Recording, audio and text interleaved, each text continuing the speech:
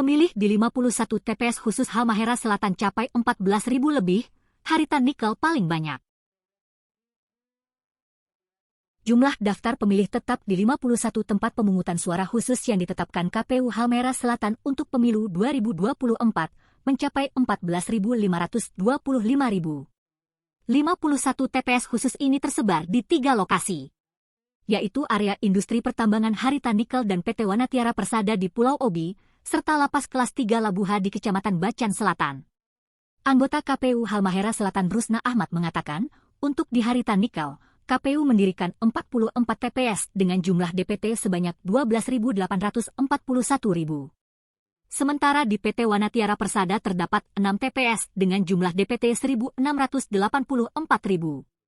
Sedangkan di lapas kelas 3 Labuha itu DPT hanya 106.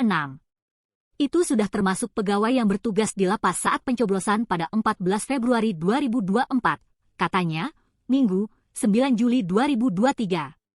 Berdasarkan hasil konsultasi pendirian TPS khusus, lanjut Rusna, petugas yang akan digunakan melaksanakan pemungutan surat suara di Harita Nikel dan PT Wanatiara Persada adalah karyawan perusahaan setempat.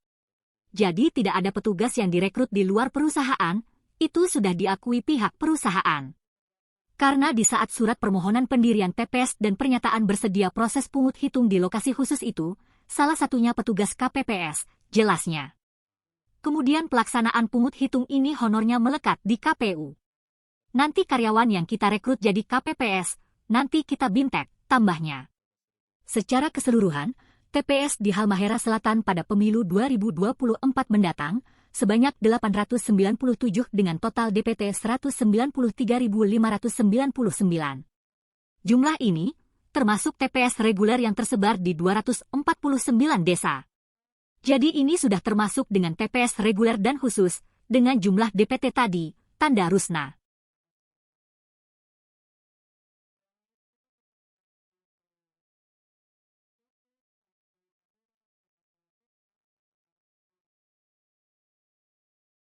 TPS untuk Harita ya?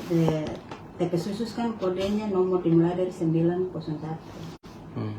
sampai 944 itu di Harita.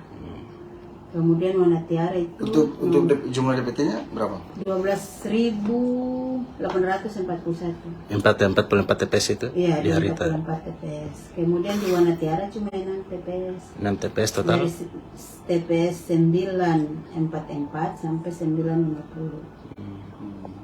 1.684 pemilih di Wanatiara. Wanatiara memang orang kirim data ke orang itu, Wanatiara kirim data ke KPU 1.700. Hanya ada sebagian yang sudah di TMS kan karena so resign, kembali ke dulu ke daerah asal. Jadi, maka sisa 1.684 untuk Wanatiara. Harita 12.000 pas. 12.841. Hampir 13 nih. Hampir 13.000 itu Harita dengan 44 TPS. Berarti akumulasi antara TPS khusus di Harita dengan Wanatiara ini totalnya berapa tuh? 14.000. 14.000. Lebih. Kalau untuk di 14.525. 14.525. Kalau untuk di apa? Lapas 106. 106. Itu sudah tergabung, ada napi, ada pegawai yang hari itu dong bertugas di tanggal 14 Februari itu dong bertugas di lapas dan akan keluar. Berarti akumulasi semua berapa total? 51 TPS khusus ini. 14.000 lebih. 14.000. Kalau di PT GMM berapa? PT Untuk GMM sampai KPU penetapan DPT GMM tidak mengusulkan. Jadi kan berarti nanti mencoblos di mana? Untuk mendirikan TPS khusus itu ada mekanismenya. Jadi KPU mensosialisasikan di perusahaan, lapas, dan nanti perusahaan mengirimkan surat permohonan untuk mendirikan TPS di lokasi perusahaan.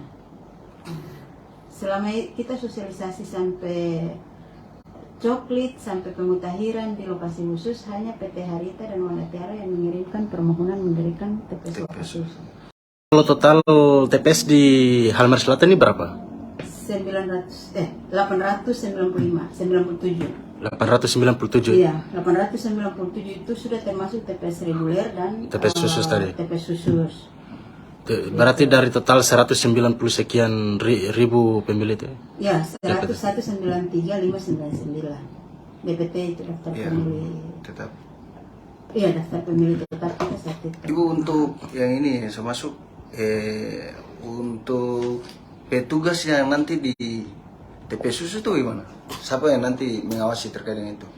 Kemarin saat kita saat usulan permohonan mendirikan TPS di lokasi khusus, dan kita juga sudah konsolidasi ke pihak Wanatiara maupun Harita, itu untuk petugas KPPS maupun PPS ini Panwas TPS itu dari karyawan sendiri. Ya, tidak ada petugas yang direkrut dari di luar lokasi perusahaan. Itu sudah diakui oleh pihak perusahaan, karena di saat surat pernyataan permohonan mendirikan TPS dan pernyataan bersedia memfasilitasi proses pungut hitung di sana di lokasi khusus itu di perusahaan, salah satunya termasuk dengan petugas KPPS itu. Berarti petugas KPPS-nya tanpa digaji nanti itu kan honor KPPS melekat di KPU untuk pelaksanaan pungut hitung. Bukan dia masuk di dompet gaji rutin oleh pihak perusahaan, tidak. Jadi karyawan yang bertugas yang kita rekrut untuk menjadi KPPS, nanti kan kita BIMTEK nih. BIMTEK tentang pungut hitung.